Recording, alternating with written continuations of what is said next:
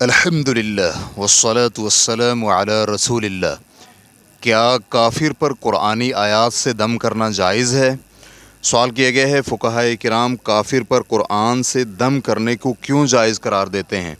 حالانکہ قرآن پاک کی آیت میں آیا ہے کہ قرآن تو صرف مومنین کے لیے شفا ہے، جیسا کہ اللہ سبحانہ و تعالیٰ کا فرمان ہے وَنُنَزِّلُ مِنَ الْقُرْآنِ مَا هُوَ شِفَاءٌ وَرَحْمَةٌ لِّلْمُؤْمِنِينَ وَلَا يَزِيدُ الظَّالِمِينَ إِلَّا خَسَارًا۔ سورۃ الاسراء آیت نمبر 82۔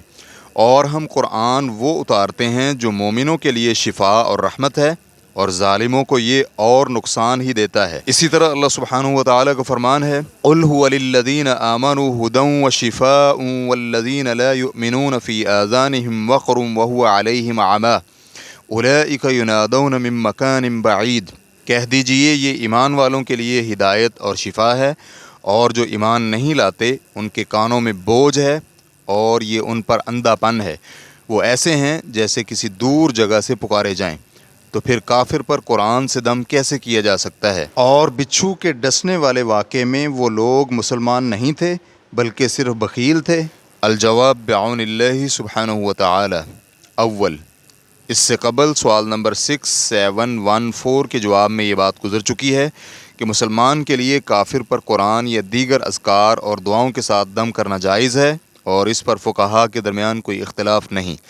اور بچھو کے ڈسے والے واقعے کی روایات کے ظاہر الفاظ اس بات پر دلالت کرتے ہیں کہ وہ لوگ کافر تھے۔ ریفرنس کے لیے دیکھیے فتح الباری جلد نمبر 4 صفحہ نمبر 456۔ دوم، یہ بات فرمان باری تعالیٰ وَنُنَزِّلُ مِنَ الْقُرْآنِ مَا هُوَ شِفَاءٌ وَرَحْمَةٌ لِّلْمُؤْمِنِينَ وَلَا يَزِيدُ الظَّالِمِينَ إِلَّا خَسَارًا۔ سورۃ الاسراء آیت نمبر 82۔ اور ہم قرآن وہ اتارتے ہیں جو مومنین کے لیے شفا اور رحمت ہے، اور ظالموں کو یہ اور نقصان ہی دیتا ہے۔ اسی طرح اللہ سبحانہ و تعالیٰ کا فرمان قُلْ هُوَ لِلَّذِينَ آمَنُوا هُدًى وَشِفَاءٌ وَالَّذِينَ لَا يُؤْمِنُونَ فِي آذَانِهِمْ وَقْرٌ وَهُوَ عَلَيْهِمْ عَمًى أُولَئِكَ يُنَادَوْنَ مِن مَّكَانٍ بَعِيدٍ۔ کہہ دیجئے یہ ایمان والوں کے لیے ہدایت اور شفا ہے، اور جو ایمان نہیں لاتے ان کے کانوں میں بوجھ ہے اور یہ ان پر اندھا پن ہے، وہ ایسے ہیں جیسے کسی دور جگہ سے پکارے جائیں۔ یہ اس کے خلاف نہیں، کیونکہ قرآن کا شفا ہونا دو طرح سے ہے۔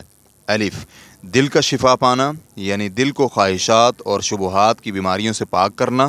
اس سے وہ کافر فائدہ نہیں اٹھا سکتا جو اپنے کفر پر قائم ہے۔ اللہ سبحانہ و تعالیٰ کا فرمان ہے یا ایھا الناس قد جاءتکم موعظۃ من ربکم وشفاء لما فی الصدور وہدی ورحمۃ للمؤمنین۔ سورہ یونس آیت نمبر 57۔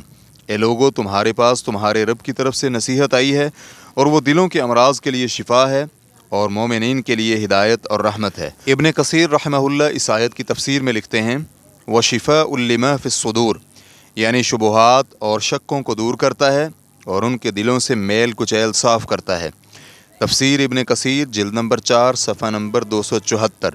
شیخ عبد الرحمن السعدی رحمہ اللہ فرماتے ہیں یہ قرآن وہی ہے جو دلوں کے امراض کے لیے شفا ہے، ان بیماریوں کے لیے بھی جو شہوات کی وجہ سے انسان کو شریعت کے تابع ہونے سے روکتی ہیں، اور ان بیماریوں کے لیے بھی جو شبہات کی صورت میں یقینی علم کو نقصان پہنچاتی ہیں۔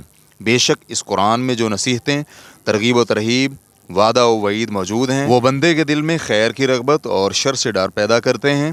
جب قرآن کے معانی دل پر بار بار وارد ہوتے ہیں تو اس کے نتیجے میں بندے کے اندر خیر کی طرف رغبت اور برائی سے ڈر اور خوف بڑھتا ہے، یہاں تک کہ وہ اللہ تعالیٰ کی رضا کو اپنی خواہشات پر مقدم کر دیتا ہے، اور جو چیز اللہ سبحانہ و تعالیٰ کو پسند ہو وہی اس کے لیے اپنی نفس کی خواہش سے زیادہ محبوب بن جاتی ہے۔ اسی طرح قرآن پاک میں جو دلائل اور مضبوط براہین ہیں جنہیں اللہ سبحانہ و تعالیٰ نے نہایت عمدگی سے بیان فرمایا اور پوری وضاحت کے ساتھ پیش کیا، وہ دل میں پیدا ہونے والے شبہات کو زائل کر دیتے ہیں اور انسان کے دل کو یقین کے بلند ترین مرتبے تک پہنچا دیتے ہیں۔ چنانچہ جب دل اپنے امراض سے پاک ہو جائے اور روحانی صحت و عافیت سے آراستہ ہو جائے تو اس کے اثر سے سارا جسم درست ہو جاتا ہے، کیونکہ اعضاء کی اصلاح دل کی اصلاح پر موقوف ہے، اور جب دل بگڑ جائے تو اعضاء بھی بگڑ جاتے ہیں۔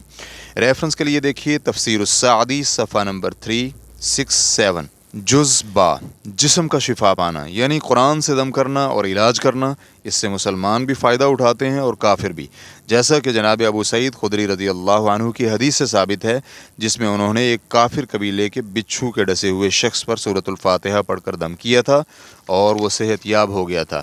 البتہ یہ بات یقینی ہے کہ اس سے مومن کا فائدہ کافر کے فائدے سے زیادہ اور مکمل ہوتا ہے۔